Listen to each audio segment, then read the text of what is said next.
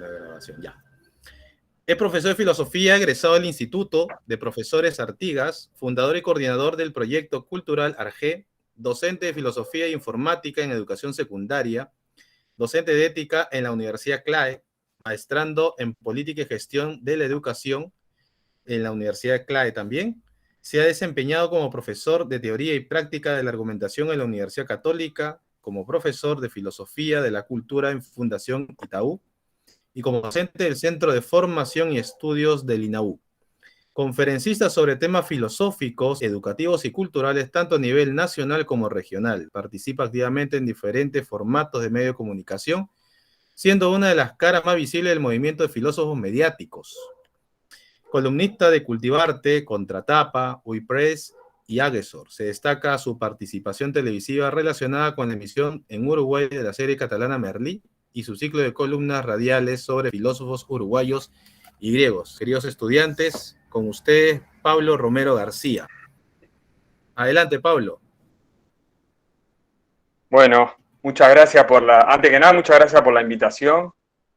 Me parece que es bien importante el trabajar en red, entender puentes de comunicación y de reflexión con los colegas. En este caso, estudiantes que en poco tiempo ya van a estar con sus clases.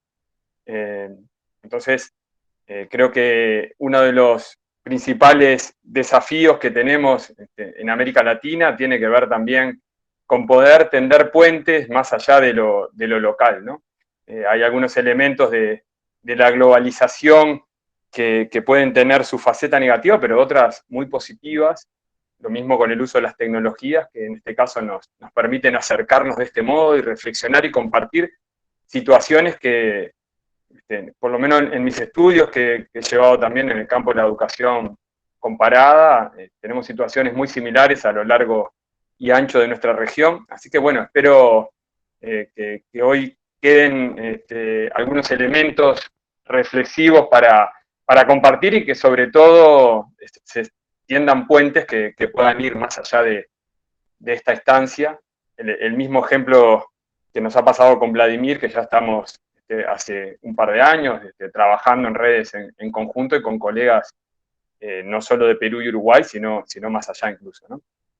Bueno, cuando me presentaba Vladimir, desde mi trayectoria y formación a nivel educativo y a nivel de la filosofía, específicamente, ahí aparecían en buena medida mis líneas de trabajo, que se han concentrado en el campo de la argumentación, en el terreno de la ética y en el campo de la filosofía de la educación. Dentro de esas tres patas, filosofía vinculada a lo educativo, la argumentación y la ética, ha discurrido en buena medida mis intereses, y una práctica que también ha pretendido trascender lo áulico, que es el espacio, por supuesto, más común y que más nos pertenece a los docentes, pero también a la perspectiva de que los educadores tenemos un rol que es un rol intelectual, pero es un rol de participación en la escena pública. Entiendo que debemos trascender también el espacio áulico y poder formar parte del coro de voces que generan los debates en nuestra sociedad.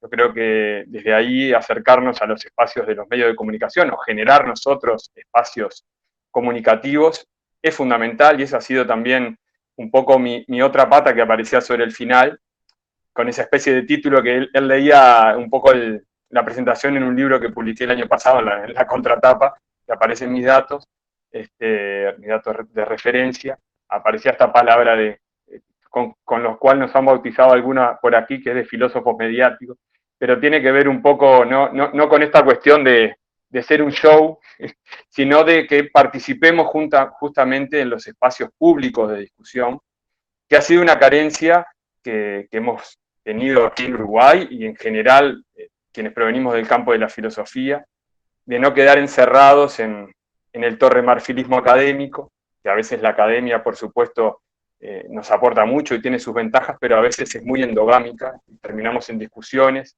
que son sobre el párrafo 15 de tal libro de la obra de Kant y quedar en esa discusión cuasi filológica, pero sin salida hacia el espacio público, ¿no?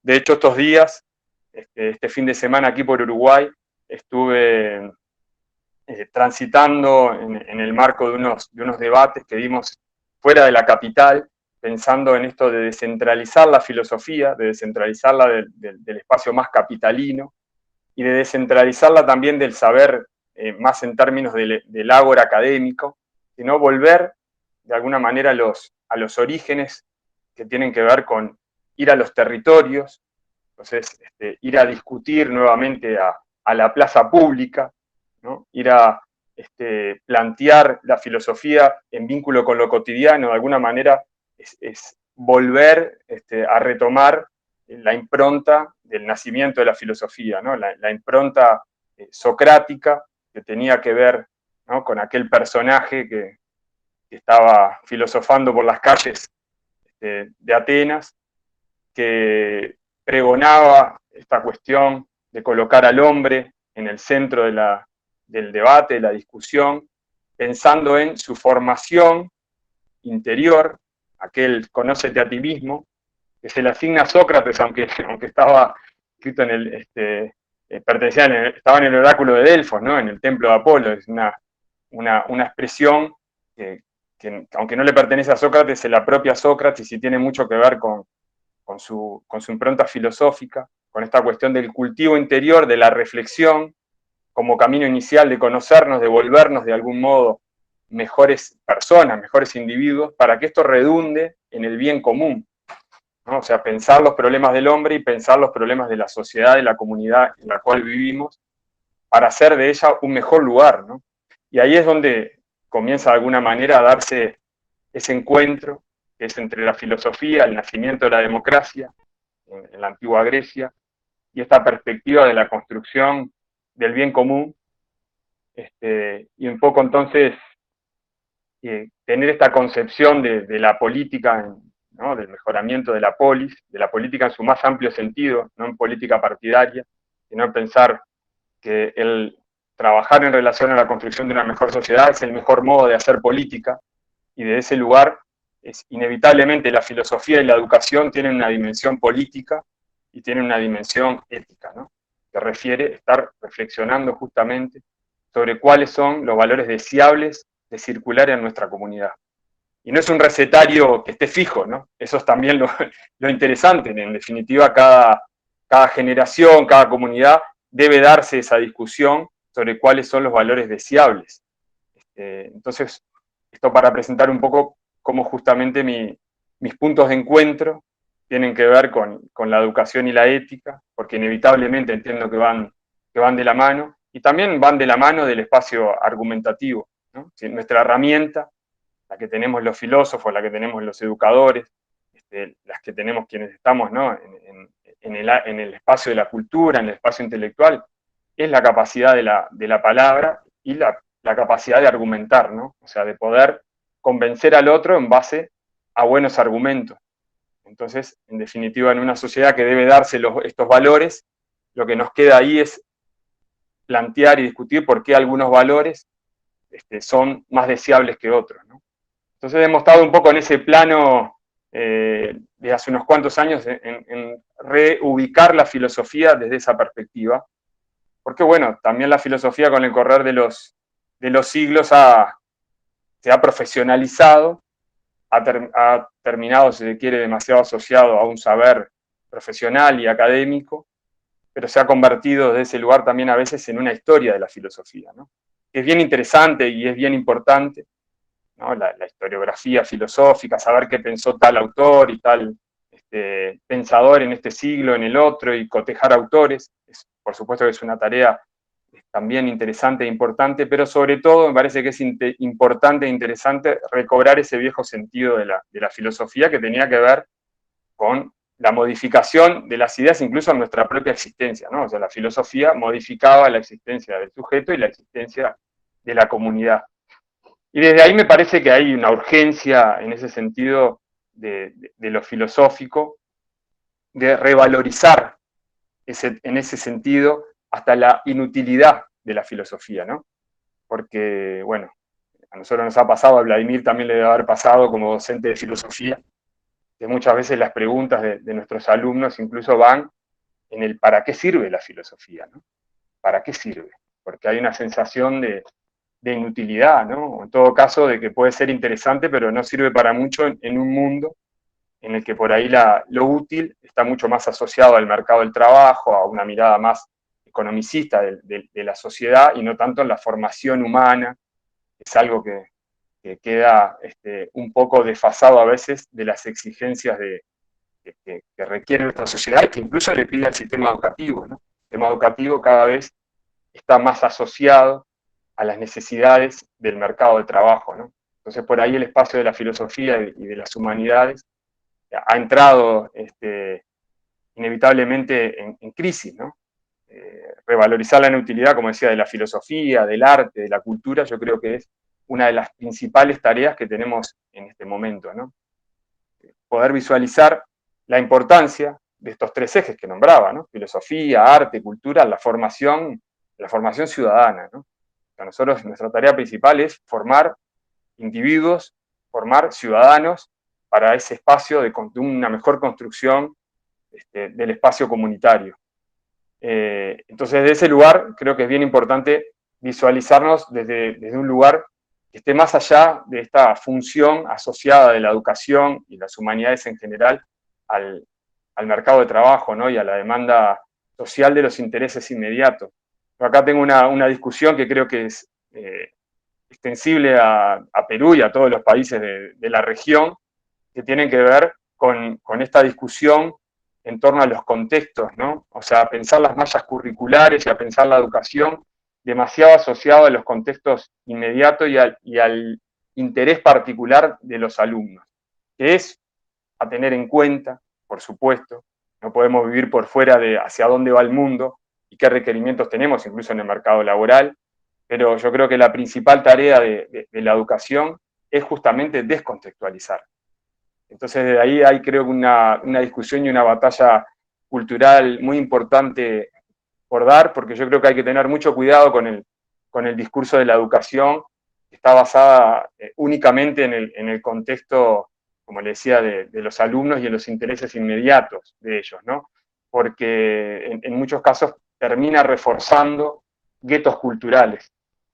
Acá me pasa que he ido a lugares rurales a dar alguna charla, alguna conferencia y, por ejemplo, no hay una perspectiva de formación ni en el campo de las humanidades, ni hacia determinadas carreras, sino que lo que se fomenta básicamente es, bueno, tengamos licenciaturas o tecnicaturas que tengan que ver con el contexto rural. Entonces, bien vale más una tecnicatura en lechería o en el ámbito de la madera, pero no en el campo de las humanidades, porque en verdad a quien vive en el medio rural no deberíamos preocuparnos mucho de la alta complejidad de la cultura y que conozca de repente y profundice en el campo de la historia o de los grandes filósofos, de los pensadores, porque bueno, debemos conducirlo de algún modo a ese contexto particular. Lo mismo sucede con los contextos de pobreza, ¿no? Aquellos alumnos que viven en situaciones de marginalidad cultural, que ya se anticipa de alguna manera que no van a ser estudiantes universitarios, que no van a llegar a las carreras liberales, ¿no? Ser médicos, a ser abogados, a ser arquitectos, a ser universitarios. Bueno, para ellos hay que darle otro tipo de educación, ¿no? Que muchas veces es bien del contexto. Entonces, yo creo que ahí tenemos todo un problema, porque sin caer en falsas oposiciones, porque hay que atender, por supuesto, también los intereses del alumno y visualizar el contexto donde viven, es clave generar una sólida base de cultura universal, ¿no? Yo creo que la tarea educativa, en buena medida, como decía, pasa por ahí, en priorizar además esta cuestión del saber por el saber mismo. Este es un discurso que está muy, por supuesto, fuera hablando de contexto, no fuera de contexto en este momento, esta cuestión de cultivarse por el cultivarse, del saber por el saber, de la cultura por la cultura, tiene un peso muy menor en las perspectivas de políticas educativas en la región, ¿no? Y todos sabemos finalmente el valor simbólico que tiene esa cultura universal finalmente en la diferenciación social. De hecho, el alumnado que proviene de los quintiles socioeconómicos y educativos más altos son aquellos que están más cercanos a esta formación de una cultura de base universal, ¿no? Entonces esto nos habla también mucho de lo que finalmente termina solicitándose e incidiendo incluso en el propio mercado laboral, ¿no? Yo creo que de ahí la tarea educativa en buena medida es ampliar la grilla de opciones. Yo siempre cuento, acá hay un barrio de la capital de Montevideo, que es donde yo vivo, un barrio que se llama Piedras Blancas, que es una zona bastante marginal en términos económicos y sociales y educativos. Y ya hace unos 20 años yo comencé mi tarea docente en ese barrio y a su vez trabajaba en otro barrio, trabajando en 2 liceos del ámbito de secundaria, en otro barrio justamente que representaba los quintiles más altos aún dentro de la educación pública. Y me pasaba que Montevideo, quizás ustedes, aunque no lo ubiquen del todo geográficamente, es una ciudad muy chica, y de hecho el tránsito a veces entre un barrio de una zona pobre y un barrio con poder económico es no más de 30 minutos en un ómnibus o a veces hasta menos. Y pasaba que muchos de estos chicos de los barrios más pobres, algunos no conocían la costa, ¿no? No conocían nuestra zona de playa dentro de la capital. No conocían el agua, increíblemente no habían ido a veces de tomarse un ómnibus e ir y conocer la playa y conocer el centro de Montevideo, que es donde se nuclea en mayor medida la oferta cultural, ¿no? Y esto era bien representativo de una situación que, por ejemplo, llevamos a pasear a algunos de estos chicos a esa zona, y algunos vieron por primera vez un teatro, ¿no? Acá nosotros tenemos algunos teatros bien imponentes, además en su tamaño, en su arquitectura. Hay uno bien simbólico que se llama el Teatro Solís, y era impresionante verle la cara a esos gurises y lo que se empezaban a preguntar, o algunos empezaron a interesarse por primera vez en la literatura o en el arte, ¿no? Entonces esto de descontextualizarlos, de sacarlos de su contexto, que era a veces esas pocas cuadras que transitaban a diario en sus barrios y que por la propia pobreza a veces no les llevaba a salir de esos propios contextos, yo creo que es una buena muestra de lo que a veces implica la tarea del docente, ¿no? Porque esto era una salida, si se quiere, también geográfica y física, pero lo que nosotros hacemos en el aula muchas veces es sacarlo a pasear, ¿no? Desde ese lugar, desde lo intelectual. Es ampliar la grilla de opciones que pueden tener nuestros alumnos, ¿no? Descontextualizarlos. Eso me parece que es bien importante. Yo creo que la tarea nuestra, en buena medida, es ser contracultural a la cultura que tenemos instalada, ¿no? En estos momentos, ¿no? Es una tarea que muchas veces digo, entramos al aula en un partido de fútbol, ahora que estamos en el Mundial, perdiendo 3-0, ¿no? Porque tenemos elementos por fuera del espacio áulico que atentan mucho contra lo educativo, ¿no? O sea, tenemos un alumnado con enormes dificultades de lecturas de largo aliento, con problemas de concentración, ¿no? Muchos alumnos diagnosticados con trastorno de déficit atencional, con hiperactividad, que muchas veces no son solo problemas fisiológicos, ¿no? Sino son problemas culturales, porque están formados en un mundo con la utilización de la nueva tecnología, que saltan de un lugar a otro, donde el tiempo de capacidad de concentración se ha fragmentado. Hoy sostener en un aula, imagino que ustedes, si ya han tenido prácticas docentes, deben tener bien claro que sostener en un aula 15, 20 minutos la atención teórica es muy difícil. Probablemente en unos minutos ustedes ya no quieran escucharme más tampoco. Empieza a ser como un rum rum, porque estamos muy acostumbrados a saltar de un lado a otro, y las nuevas tecnologías en alguna medida también nos empujan hacia eso, ¿no? Entonces, yo me pasa con mis estudiantes en la universidad, siendo adultos y grandes, ¿no? A los pocos minutos los veo, por un lado me escuchan, pero por otro lado están en su celular, metidos en WhatsApp o en la laptop, en la computadora. O sea, tenemos también un problema desde ahí, ¿no? Tenemos una enorme intoxicación informativa, porque como nunca en la historia de la humanidad tenemos acceso a la información, pero por otro lado estamos intoxicados de información, ¿no? Pues yo les digo, busquen algo de Aristóteles, les va a salir 20 millones de referencias en Google, pero el tema es cómo cómo discriminar en ese mar de información. Por eso la formación intelectual, la formación cultural compleja, sigue siendo la base de la diferenciación, ¿no? Por otro lado, se nos exige a los propios educadores también desde ese lugar, porque parece que también tenemos que competir con las nuevas tecnologías, ¿no? Que debemos ser entretenidos. Entonces es muy difícil lidiar con esta cuestión, ¿no? Cada vez sentimos más, hasta los niños, esto de que estoy aburrido, ¿no? Es muy sintomático también de nuestra época, pareciera ser que hay que estar todo el tiempo haciendo algo entretenido. Entonces también lo educativo es complejo, desde ahí la disputa cultural que tenemos. Porque bueno, claro, ahí viene el profesor de barba de filosofía a hablar de Aristóteles, a escribir algo en el pizarrón, a dialogar.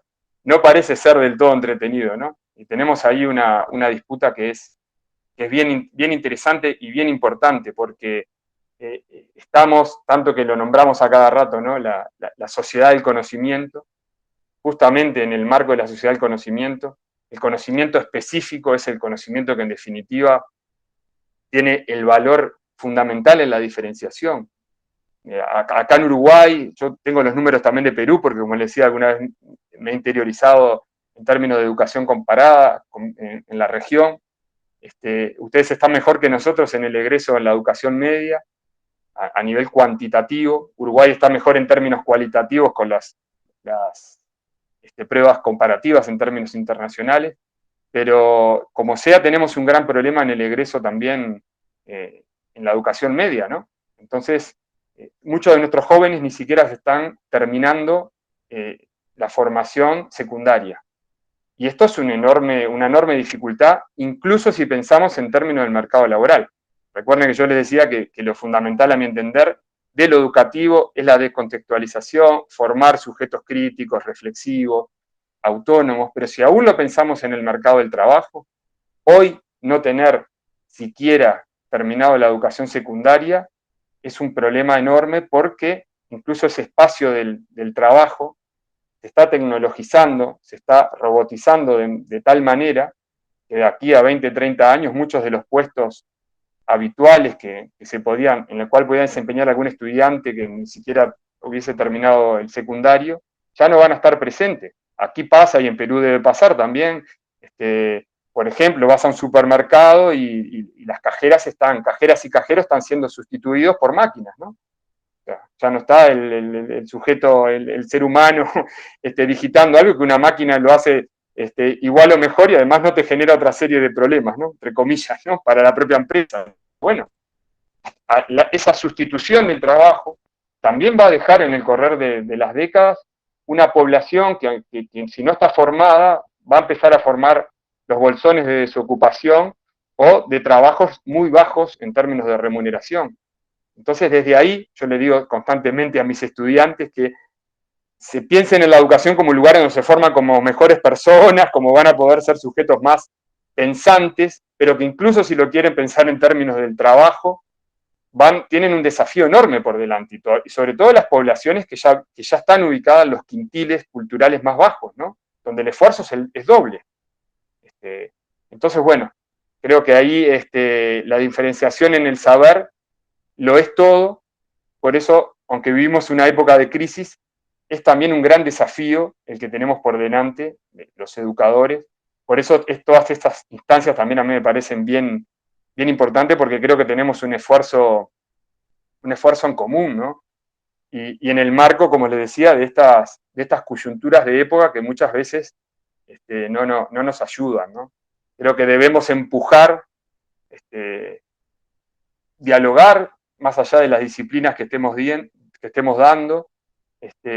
Por ejemplo, la importancia de recuperar el tiempo de ocio creativo. Acá vuelvo un poco a los griegos, ¿no? Aquella idea del ocio noble, de qué hacemos con nuestro tiempo libre, ¿no? Esto creo que es bien importante, porque en definitiva el ocio es la base de la cultura, ¿no? El ocio es la base de la cultura. Lo que hacemos nosotros con nuestro tiempo libre, nuestro tiempo disponible, es lo que en definitiva nos va a terminar formando en ese lugar. Y yo lo veo, lo visualizo, y creo que lo vemos todos, que cada vez nos cuesta más estar a solas con nosotros mismos, o sea, generar ese espacio de la soledad reflexiva. No la tienen nuestros alumnos, no la tenemos nosotros, ¿no? Los de mi generación y los de un poco más arriba. cuando tenemos un tiempo libre también nos conectamos a los aparatos, nos cuesta mucho más también a nosotros leer y tener espacio de pensarnos y de pensar a la sociedad en la cual vivimos, ¿no? Nos cuesta la pausa, nos cuesta mucho la pausa, el escuchar al otro. Hablando de los WhatsApp, miren que yo estoy hablando de las nuevas tecnologías de WhatsApp, pero los uso todo, ¿eh? Creo que hay una cuestión de que hay elementos que son positivos ahí y otros criticables, pero yo estoy ahí, por supuesto, ¿no? Y creo que el genio de WhatsApp que dijo, voy a estirar los audios, los voy a pasar ahora en vez de a 1,5 o a 2, ¿no? Hacerlos más rápido, es hasta sintomático de nuestra sociedad, ¿no? Porque no tenemos tiempo tanto de escuchar, porque estamos, ¿no?, con el vértigo, con el correr, y ya uno ve que, ¿no?, hasta un audio muy extenso ya nos cuesta escuchar al otro, ¿no? Tiene que ver algo con lo que hablábamos hoy también, el tiempo de atención, que ha disminuido tanto, ¿no? Entonces, bueno, también nos pasa que las nuevas tecnologías nos van cada vez también empujando desde ese lugar a lugares con mayor tiempo disponible, ¿no? Esta cuestión, retomo, ¿no?, del tiempo necesario para el cultivo del ocio, de lo que los griegos llamaban el ocio noble, ¿no? Eso me parece que es bien importante, retomar la idea de lo comunitario, ¿no? Ahí me parece que tenemos otra característica de sociedad que es compleja, en el sentido del individualismo reinante, una cultura que se mira demasiado al ombligo y que le cuesta mirar al otro y construir con el otro, ¿no? Y yo lo veía, el otro aparece, yo les diría, incluso como un peligro para mi autonomía personal. Esto me parece una cuestión bien grave, uno lo ve hasta en los vínculos afectivos, ¿no? Pienso ahora en un libro que es bien interesante, capaz que alguno de ustedes lo ha leído, o si no lo invito a hacerlo, porque es bien interesante, que es un libro de Alain Badiou, que es un filósofo francés, que se llama El elogio del amor, porque es bien interesante, ahí él aborda este tema del amor, ¿no? Y los vínculos afectivos, de los vínculos amorosos, y cómo dice que lo que importa es construir junto con el otro a partir de la diferencia, ¿no? Él aborda el tema del amor y aborda, ¿se acuerdan aquello del mito del andrógino de Platón, ¿no? La idea de que nosotros nos complementamos con el otro, ¿no? Nos unimos en el otro. Entonces, aquello que utilizamos, esta cuestión de la media naranja, ¿no? Nosotros, el otro es el que nos complementa, ¿no? Pero una visión de la unidad. Entonces, somos sujetos carentes hasta que conocemos al otro, que es el amor, que nos va a retomar aquel ser que era el andrógino en el mito de Platón, ¿no? Aquel ser originario que contenía lo masculino y lo femenino juntos, o lo masculino y masculino, y lo femenino, ¿no? Porque en Platón estaban los tres seres, en verdad. Pero Badiou dice, en verdad, el principal desafío, en todo caso, en torno al amor, es construir algo colectivo a pesar de la diferencia, ¿no? Creo que todos los que hemos tenido, por supuesto que tenemos vínculos afectivos de un lugar u otro, sabemos que lo importante es construir a pesar de que no seamos igual al otro, ¿no? Entonces dice, esa experiencia es una experiencia colectiva, que en verdad es una experiencia que es básicamente política. Dice, ahí está el principio constitutivo de la política, ¿no? Porque en la política, en la comunidad, todos pensamos diferentes y el tema es poder construir a pesar de que pensamos diferentes, ¿no? Y cómo alcanzar consenso sobre determinados puntos que redunden en el bien común. Entonces, es bien interesante ese libro, si alguno lo quiere leer, creo que puede colaborar mucho en esto que hablábamos también, ¿no? De los valores deseables de construir, y porque además toma este tema del amor, ¿no? Que creo que es un tema también bien universal, para llevarlo al campo político, ¿no? O sea, el amor es una experiencia en común que puede ser visto desde ese lugar como el principio de la política. Y sin embargo, desde ese lugar, creo que teníamos esta dificultad. Incluso hay otro libro, seguimos en el terreno del amor, hay un libro de Bauman, recuerden, Bauman lo deben también ubicar, Zygmunt Bauman, un sociólogo, filósofo polaco, cuya obra central se llama La modernidad líquida, el concepto de modernidad líquida, pero tiene un libro que se llama también Amor líquido, ¿no? Y ahí él dice, bueno, que justamente el amor lo vivenciamos más que de un lugar colectivo en nuestra época, desde una individualidad, donde el otro aparece como un peligro para nuestra autonomía, e incluso en vínculos que están anclados en el consumo, ¿no? Porque el otro debe colmar de algún modo mis expectativas como producto. Él dice, vamos a veces en búsqueda de los vínculos como quien va por las góndolas de un supermercado buscando productos, ¿no? A ver si tiene las cualidades y calidades que requiero, ¿no? Y lo vemos, vuelvo con las nuevas tecnologías y las plataformas. Los fenómenos como Tinder, ¿no? Quizás más de alguno de ustedes tiene, tiene mucho que ver con esto, ¿no? De los macheos también, ¿no? Yo busco ahí cuáles son las características del otro y veo si coincide con lo que yo requiero, ¿no? No es un fenómeno que tiene que ver también con un clima de época, ¿no? Los bancos, que acá no, en América Latina no, es un fenómeno que no se ha dado mucho, pero los bancos genéticos para poder asumir una paternidad o una maternidad desde bancos genéticos, es un fenómeno también bien de nuestra época, ¿no? Y creo que de ese lugar incluso los hijos también empiezan a ser experimentados en algunos casos como objeto de consumo emocional. Yo quiero ser padre o quiero ser madre, ¿no? Como si fuera un proyecto individual. Entonces eso también habla de las dificultades que tenemos de pensar en términos de lo colectivo, ¿no? Así que bueno, yo creo, para dejar un poco de espacio, porque por lo que entendí, Vladimir, estábamos hasta 20 minutos más, una cosa así, porque para no detenernos en la clase a tus alumnos más allá del tiempo. Pero redondear esta cuestión, yo creo que la filosofía, el arte, la formación cultural más compleja, el rol de lo educativo es más importante que nunca, ¿no? Porque, como también lo decía hace un rato, quizás como nunca en la historia de la humanidad tengamos acceso a la información y a la posibilidad de la formación, lo cierto es que se nos están quedando muchos de nuestros integrantes de la sociedad fuera de esa sociedad del conocimiento. Tenemos unas enormes brechas de desigualdad en términos sociales, en términos educativos, y ese creo que es el principal desafío, que es también un desafío en términos discursivos, que tiene que ver con revalorizar lo filosófico, revalorizar el campo de las humanidades, el campo del arte, el campo de la cultura, en cuanto a que lo principal es la formación del individuo, la formación humana, más allá de después que haga o no haga en el espacio de del mercado laboral, ¿no?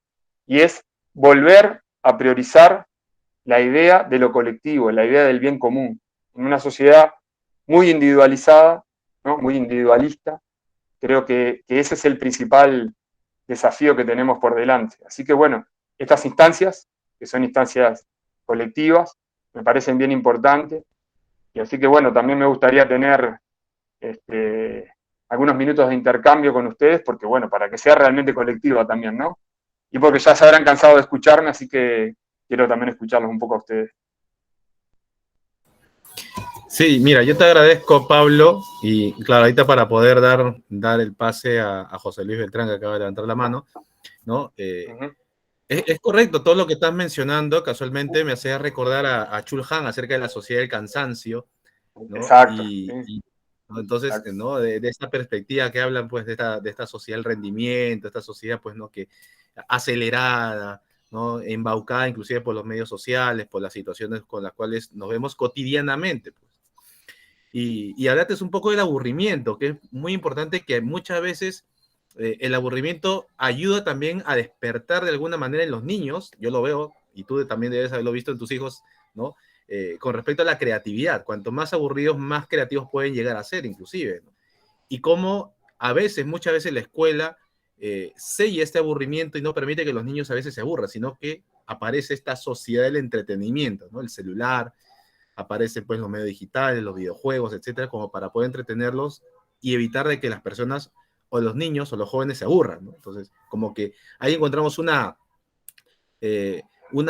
contraparte a la misma tarea educativa, ¿no? O sea, nos pone un poquito más difícil quizás en ese sentido. Bien, a ver, José Luis Beltrán, luego Giancarlo. Buenas noches, maestro Vladimir. Buenas noches, querido maestro Pablo. Para mí un gusto compartir con usted, ¿no? Aparte con mis compañeros, esta experiencia, ¿no? De la filosofía, ¿no? Bueno, un poco compleja porque siempre un país busca, ¿no? Como se dice, que sus estudiantes sean... la educación es la parte fundamental, ¿no? Pero a la vez es la fundamental para un país, tener un país sano, por decirlo. La educación, la alimentación es importantísimo para que un país pueda seguir surgiendo y avanzando, ¿no? De lo de las carreras también que son importantes también ver qué capacidad de carreras, pero también a la vez es importante formar, como usted lo ha dicho, maestro, qué importante es la parte personal del arte, ¿no? No formar robots. Y si nosotros realmente el Estado, que es de cada país, empieza a pensar un poquito más en esa parte, y nosotros los docentes de educación artística tenemos también a la vez un gran rol, ¿no? Porque si formamos personas con valores, personas pensantes, personas críticas, personas que puedan a la vez crear y hacer un país diferente, como usted dice, en carreras profesionales como en carreras técnicas, pero con valores, creo que tendríamos un mejor estado, ¿no, maestro Pablo? Y saldría de repente, más adelante veríamos diferente las cosas, porque como usted dice, y como lo ha dicho el profesor, estamos en internet, que los chicos están en internet, estamos en el Facebook, en el WhatsApp, que va a ser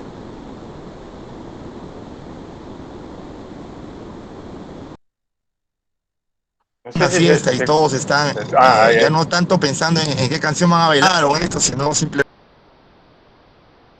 Gracias. Bueno, gracias por la reflexión que comparto. Se cortó un poquito al final. No sé si iba por el Ahí, lado importante. de que el uso de las nuevas tecnologías es también donde encontramos a los alumnos, ¿no? Y por eso creo que es importante, por supuesto, también ir a ese encuentro, ¿no? No generar desde ese lugar también No generar en ese lugar también una... ¿Me escuchan ahí? Porque está como retumbando, pero no sé si... ¿Me escuchan ustedes? Sí, sí, así es. Ah, bien. No generar tampoco una falsa oposición entre tecnologías sí, tecnologías no. Por supuesto que las tecnologías no dejan de ser un medio, ¿no? O sea, el tema es no concebirlas como un fin en sí mismo y poder también darle una utilización en términos educativos y pedagógicos más allá del acceso a la herramienta, que ya digital, que por supuesto es fundamental, y no solo a la parte estrictamente lúdica no relacionada con lo valorativo y lo educativo, por más que la parte lúdica de por sí ya es un valor y ya es importante, pero bueno, desde nuestro lugar, que es otro lugar, que es el que tiene que ver con esto que también decía José Luis, que es de la construcción de espacios de la sensibilidad, de espacios de la creatividad. Por supuesto que la herramienta y la mediación tecnológica deben ir en aras de esa finalidad, ¿no? Y es bien importante el lugar que desde ahí comparto con lo que señalaba, ocupa el arte, ¿no? Nosotros aquí estamos en momento de una defensa importante del espacio del arte, todos los que venimos del campo de las humanidades, aunque en mi caso particularmente no provengo del campo del arte, porque bueno, hay una reforma educativa en curso y en algunos de los primeros años de lo que aquí es ciclo básico de secundaria, que es un alumnado entre 12 y 15 años, se han recortado algunas horas vinculadas a la formación artística, ¿no? Entonces hay una fuerte movida en defensa de recuperar esos espacios por el lugar central que ocupa el arte en la construcción de humanidad, ¿no? En la construcción de la sensibilidad, en la construcción del encontrarse con el otro, es absolutamente fundamental, ¿no? O sea que también por acá estamos en un momento bien importante de dar esa discusión. Bien, Pablo, mira, es importante justo esto que acabas de comentar antes de darle el paso a Giancarlo, ¿no? Este encuentro con el otro es muy importante porque creo que se está también dejando de lado, ¿no? Ese otro que de pronto nos puede confrontar, que puede ser nuestra contratapa, por así decirlo, ¿no? Entonces queremos quizás una sociedad únicamente igualitaria nada más, pero sin contraste, ¿no? Siempre, como decía Heráclito, ¿no? Esta lucha de oposiciones es importante, ¿no? Porque siempre, aún más tiene que haber un menos, ¿no? A un blanco, un negro, entonces, pero creo que se está tratando de romper, digamos, estos aspectos que sí son fundamentales para nosotros los seres humanos. Giancarlo, adelante. Buenas noches, profesor Vladimir. Buenas noches, profesor Pablo. Un gusto de verdad escucharlo. Yo me quedo con dos puntos que usted dijo muy importantes, ¿no? Y que es aplicarlo sobre todo en la formación que estamos llevando ahorita mis compañeros, ¿no? Que es lo principal de la formación es la formación humana, ¿no? Y el trabajo común, ¿no? Y que tiene que ser no individual. Y si nos vayamos al contexto de lo que usted nos dijo, hay que descontextualizarlo. Es muy cierto, a veces estamos, América sobre todo, ¿no? Tiene esto de que pasamos todas las mismas situaciones, ¿no? Por historia, ¿no? Y a veces buscamos que todos estén a la par a la modernidad, pero dentro de esa sociedad que tenemos en nuestras propias plazas, tenemos infraestructura en los parques.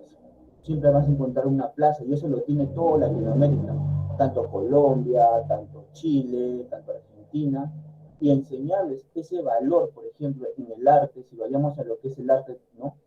La infraestructura, cómo está hecho, ¿no? Y nosotros como docentes, hacer que el alumno explore y vaya más allá con el tema que usted dice, de descontextualizarlo, sacarlos del sitio, del entorno que está y hacerles ver, mira, acá hay un parque, esta es nuestra historia, mira esta infraestructura, esto es arte. Entonces, ¿qué tan importante es el docente ahorita de educación artística, ¿no? En estos tiempos tan modernos que se corre, y hacerlos experimentar esas emociones, ¿no? Yo creo que si la persona que cogió esta carrera tiene que ser muy sensible al arte, a todo esto, tanto a la música, tanto a la danza, todo el folclore que conlleva, ¿no? Y de verdad, muy interesante, ¿no? Escucharlo, profesor, y bueno, ahí anotando, y voy a tratar de leer el libro, voy a buscar el lenguaje del amor, porque creo que es uno de los valores que también debemos cultivar ahora, ¿no? Nada, Bueno, muchas gracias por la palabra, por el aporte, además coincido absolutamente con lo que señalás, y yo un poco también lo decía, me parece que lo que decís, esto de ir a las plazas y de mover al alumno a los territorios, yo lo decía un poco en el comienzo, de la importancia, y me hiciste recordar de nuevo también hasta la cara, los rostros de algunos de mis alumnos cuando vieron aquel, ¿no?, teatro por primera vez y se empezaron a interesar, incluso aquellos alumnos que eran, en términos de su conducta en el aula, eran como muy disfuncionales, complicados. Era increíble cómo se cambiaban esa propia actitud estando en estos otros espacios, porque era un abrirse a un nuevo mundo, ¿no? Por esto de que yo decía, descontextualizar es ampliar la grilla, ¿no? Es ampliar la grilla de posibilidades. Difícilmente a un chico le pueda interesar leer a los 15 o 16 años lo que habla hoy, capaz, el banquete de Platón y pensar esto del amor a partir del mito del andrógino. O sea, no le va a salir espontáneamente, no está en su marco de interés. Pero ahí es donde nosotros tenemos la posibilidad maravillosa, porque yo creo que una de las cosas por las que yo soy docente, y es el privilegio, un enorme privilegio que tenemos nosotros de poder estar en contacto con las nuevas generaciones, ¿no? con los niños, con los adolescentes, con los jóvenes, y poder generar esta mediación en ese sentido, ¿no? De poder acercar y ser promotores de esa descontextualización, de esas primeras experiencias. Por eso lo que me decís, lo que vos decías ahora parece bien importante, y ojalá todos tengan ese impulso también de arrimarlos al arte, de que ese encuentro con las plazas también sea un encuentro con la construcción de la propia identidad de la región y qué significa esto, ¿no? En términos de la construcción de la sensibilidad, y saber que, bueno, el arte no es algo que está solo dado, que es un mundo oculto para muchos de nuestros jóvenes, ¿no? Saber que es un espacio en el que de construcción de sensibilidad es abierto a todos, porque también pasa eso, ¿no? Sobre todo con los sectores más empobrecidos y más marginados, ¿no? Cuando le hablas de literatura, o de arte, o de cultura, es como que te dicen, viste, eso es algo para los que tienen poder adquisitivo, o que pueden tener otra realidad, no es para mí. Y ahí es donde nosotros tenemos, ¿no?, que arrimar sobre todo esta cuestión en aquellos que más que otros necesitan incluso el encuentro con el arte, ¿no? Así que bueno, gracias por la palabra y el aporte. Bien, ahora le doy paso a Fernando. Fernando, adelante. Buenas noches, profesor. Buenas noches, maestro Buenas noches. Romero. Bien, me pareció interesante las primeras partes, bueno, todo, pero me quedé con algunas frases de la primera parte, sobre todo la de que Perú está por encima de Uruguay en la cantidad de egresados, creo que entendí, pero más no en la calidad. Y eso sí es un documento que sería interesante que todos lo podamos leer, porque sí, las cifras nos arrojan pues resultados no tan halagadores, ¿no? Que si bien es cierto, se está aumentando la cantidad de alumnos que egresan, la cantidad de alumnos que están estudiando, comparado con otros países, en este caso con Uruguay, pero la calidad con la que están saliendo no está siendo buena. Entonces creo que también nosotros como profesores de arte tenemos que tratar de generar hábitos de lectura, de investigación, no solamente de quedarnos con lo que se nos da. Y también yo quisiera así discrepar un poco con algunos de mis compañeros cuando se desliza la idea de que el arte en la educación no está tan, ¿cómo le podría decir?, tan valorada. Hay que notar que desde hace varios años, yo trabajo con profesores desde el 2007, ha ido cambiando mucho los horarios, por ejemplo. El horario de arte y cultura hoy en día en el currículo nacional del Perú son de 3 horas pedagógicas. Incluso creo que podría extenderse a más. Antes era de 1 hora, 2 horas y casi no se daba. Entonces también por ahí estamos avanzando. Ahora, lamentablemente, y antes de decir lamentablemente, hay bastantes grupos culturales de teatro, de música, de danza por todo el Perú, sobre todo en las zonas más rurales, podríamos decirlo, menos pudientes. Lamentablemente están infestadas de política. Eso es inevitable y creo que eso sucede también en todo Sudamérica, no sé cómo será en otros países, pero sí se nota bastante acá la mancha política que existe en los grupos culturales, ¿no? Yo conozco muchos grupos, he estado muchos años, desde que tengo 15 años estoy en grupos culturales, y ha sido inevitable notar el color político que tienen cada uno de estos grupos. Si bien es cierto, llegan a todos los lugares que deberían llegar otros centros, por decir otras escuelas, pero terminan adoctrinando, y no quisiera ahondarme más, porque sería un tema muy extenso, pero sí hay proyección cultural. De hecho, cada vez hay más espectáculos, pueden revisar las agendas de muchos teatros, incluso hay ingreso gratis a los teatros, o sea, no está tan catastrófico el tema en cuanto a cultura. Muchas gracias, profesor, por escucharme. Dale, gracias, Fernando. Mirá, respecto de los números, lo que yo señalaba, hay un documento que está en Uruguay, pero es accesible por la web, por si a alguno les interesa descargarlo. Se llama Plan de Desarrollo Educativo, se llama Plan de Desarrollo Educativo 2020-2024, que es de la ANEP. ANEP es la sigla acá en Uruguay de la Administración Nacional de Educación Pública. Entonces, si ustedes van a la página de la ANEP o ponen así, Plan de Desarrollo Educativo 2020-2024 de la ANEP, pongan así en la web. El tomo 1, que lo pueden descargar, es un PDF, es bien interesante en el tramo, sobre todo para ustedes, en el tramo que es de ese tomo 1, las páginas 79, 80, 81. O sea, estamos hablando de 3 carillas, no más que eso. Que ahí pueden ver una comparación a nivel internacional de los egresos y en América Latina. Y hay después, creo que unas páginas más adelante, la comparativa en términos cualitativos a partir sobre todo de algunas pruebas internacionales como las pruebas PISA y alguna otra prueba creo que está referida. Entonces ahí tienen discriminado por zona, por ejemplo, cómo está Uruguay y Perú en el área de ciencias, cómo está Uruguay y Perú en el área de comprensión lectora, cómo está Uruguay y Perú en el área de matemática. Creo que hay otra área que es la que va rotando. Creo que esas matemática, lectura y ciencias son siempre fijas y hay una cuarta dimensión que va rotando según el año de la edición de las pruebas PISA. que es muy interesante. Uruguay está último en América Latina en nivel de egreso de educación media. Estamos en último lugar. Tenemos un egreso del 42%, 43% 42% en el año pasado. O sea que solo 4 de cada 10 jóvenes terminan la educación media en Uruguay, ¿no? Que es nuestro gran problema, la interna. Lo único que claro, eso es a nivel de lo numérico en cantidad. En las comparativas internacionales, en nuestra región estamos primero con Chile en los resultados a nivel de las pruebas PISA. Claro, América Latina está muy por debajo de los números de competencias, que es una palabra que ahora está muy de moda, de las competencias de la OCDE, ¿no? Que es, por ejemplo, la zona europea, la zona, ¿no?, de algunos países asiáticos. O sea que podríamos decir que Uruguay y Chile son los mejores de la región de la divisional C del fútbol, ¿no? Si fueran en términos futboleros. O sea, somos el mejor de una región que no está nada bien. Perú está un poco por debajo, no tengo los registros ahora, pero está por debajo, en algunas áreas está mejor que en otras. No es de lo que está más hundido igual, pero tiene mejor egreso en cantidad que lo que es Uruguay. Entonces acá hay una peculiaridad en Uruguay que probablemente indica que hay un mayor grado de exigencia en el pasaje de año.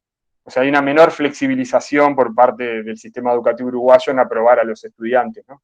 Entonces, por ejemplo, el gran debate que tenemos aquí ahora tiene que ver con una reforma educativa que se está poniendo en curso, que entre sus objetivos se propone en buena medida, o eso es lo que al menos vemos los docentes y nos está generando todo un debate, si se quiere, y también resistencia, que es en la flexibilización del pasaje de grado, ¿no?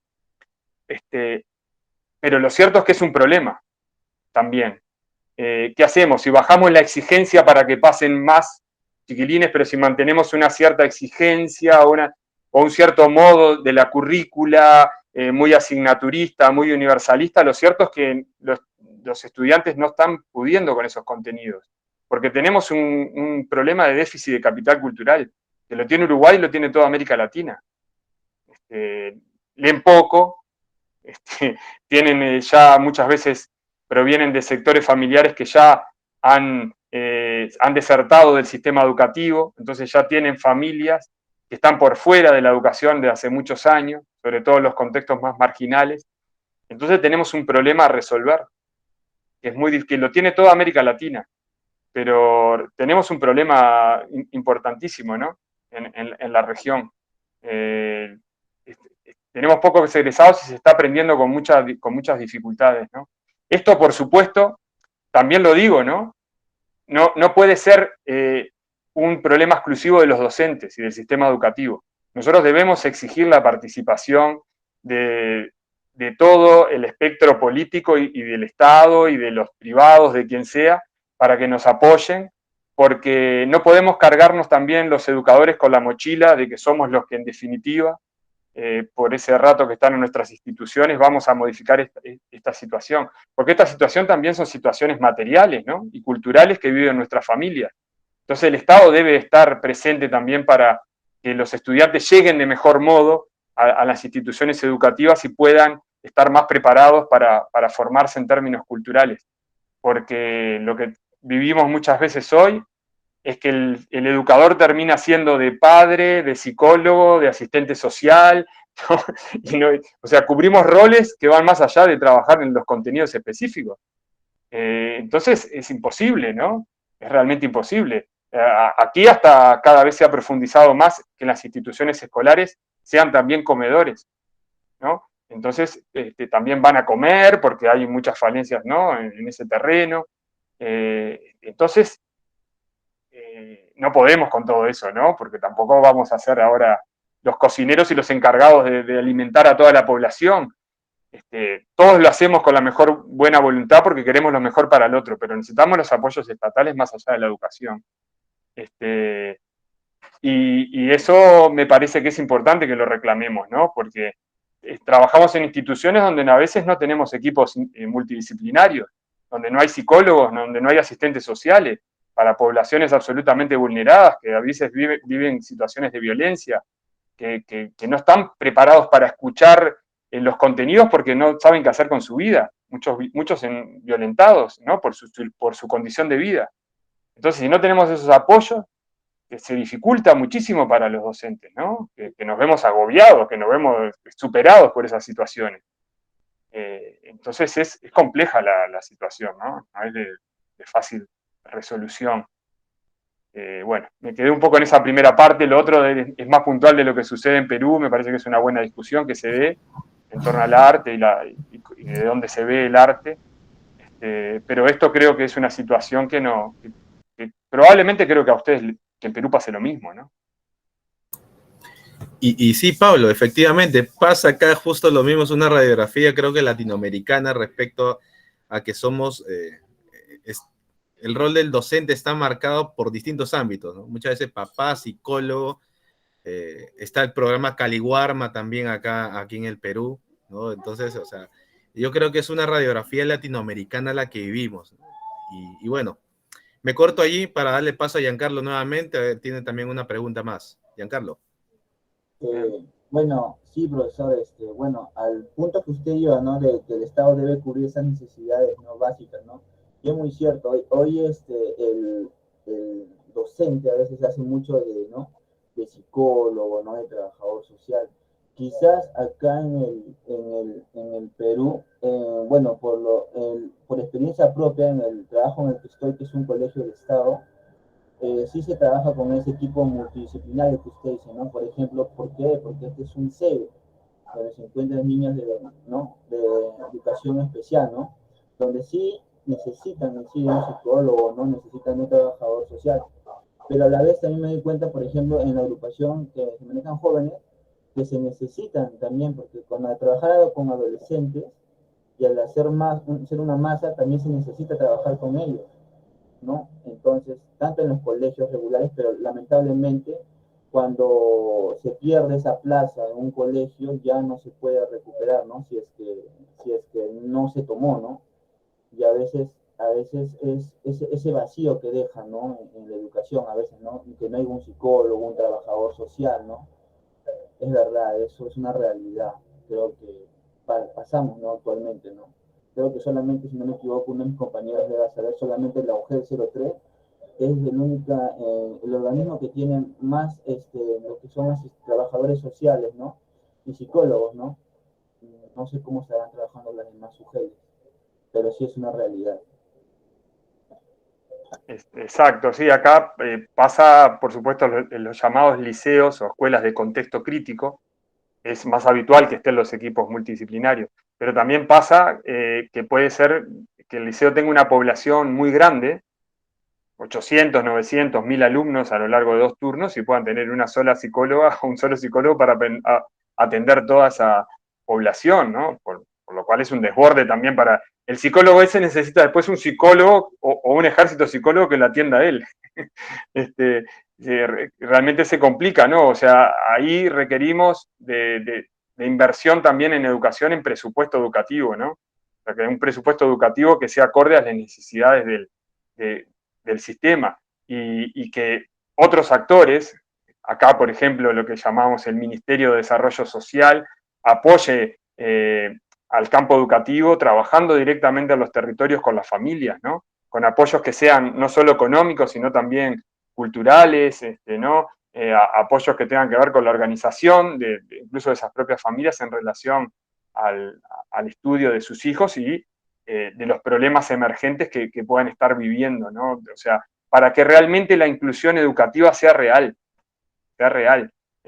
porque si no, muchas veces tendemos a pensar que estamos incluyendo porque atraviesan el portón educativo mayor cantidad de gente, ¿no? Pero eso no es en los hechos incluir realmente, ¿no? Una cosa es el acceso, democratizar a partir del acceso, pero incluir implica las condiciones en las que esos alumnado atraviesa el portón educativo, ¿no? Y ahí hay mucho por hacer, hay mucho por hacer. Nosotros, incluso lo digo respecto también de nuestra propia formación, nosotros tenemos, por ejemplo, cada vez más presentes alumnado que tiene situaciones, por ejemplo, vinculadas a espectros autistas, situaciones con déficit de aprendizaje, y los tenemos incorporados en el aula, pero no con la debida formación a veces de los propios docentes para atender esa situación.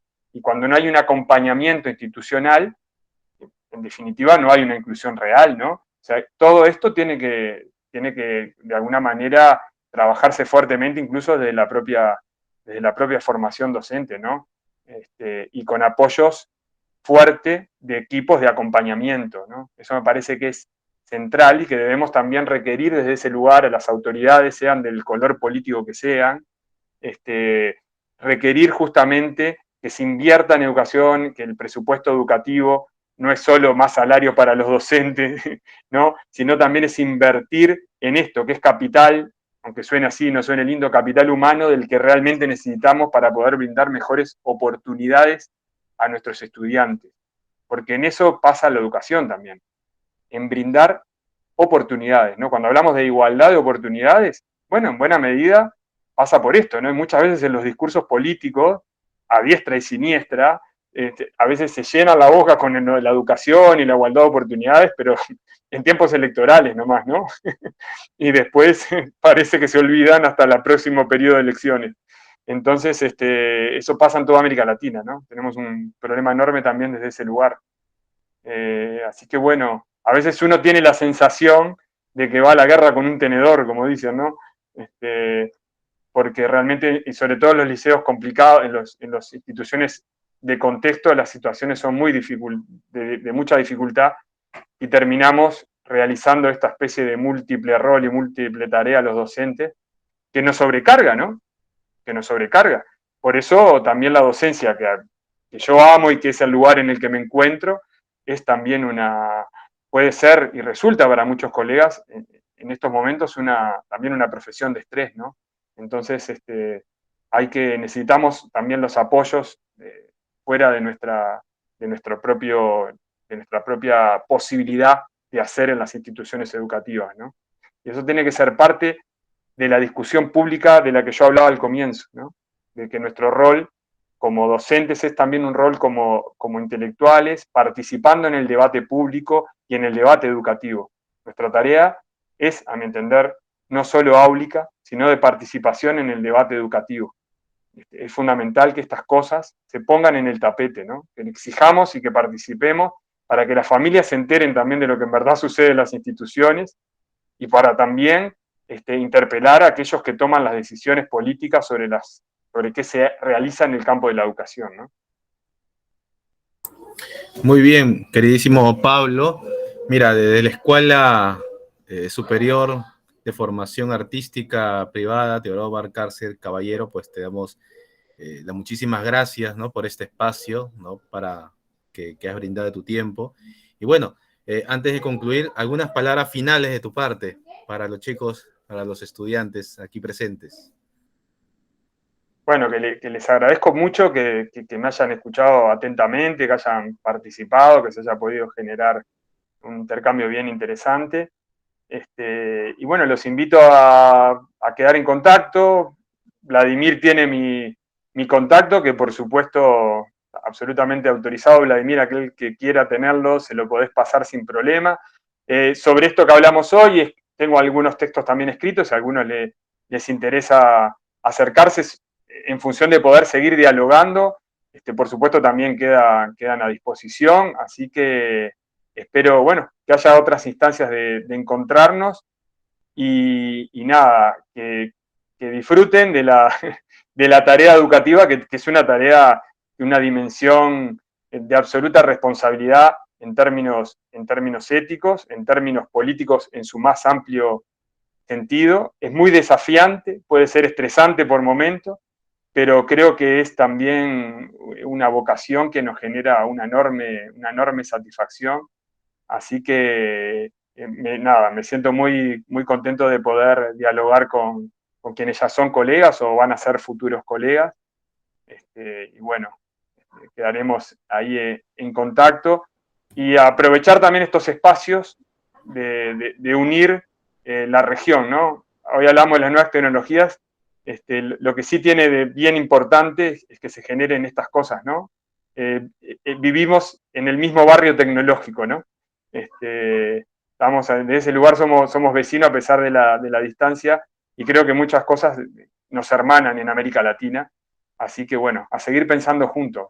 Muchas gracias. Eso es muy bueno. Estamos ahí a la vuelta de la esquina con Uruguay, nada más nosotros, prácticamente. La misma cuadra, creo que estamos ahí. Y de verdad, muchísimas gracias nuevamente, Pablo, por tu tiempo, ¿no? Sé que vienes de dictar también clases y bueno, Sí. también a nuestros queridos estudiantes. Bueno, te agradecemos también nuevamente por este espacio, ¿no? Y a nombre de toda la institución de la cual también soy parte, ahora en este tiempo, pues agradecerte de todo corazón. Muchísimas gracias, Pablo. Bueno, muchas gracias. Les mando un abrazo grande aquí de Montevideo. Gracias.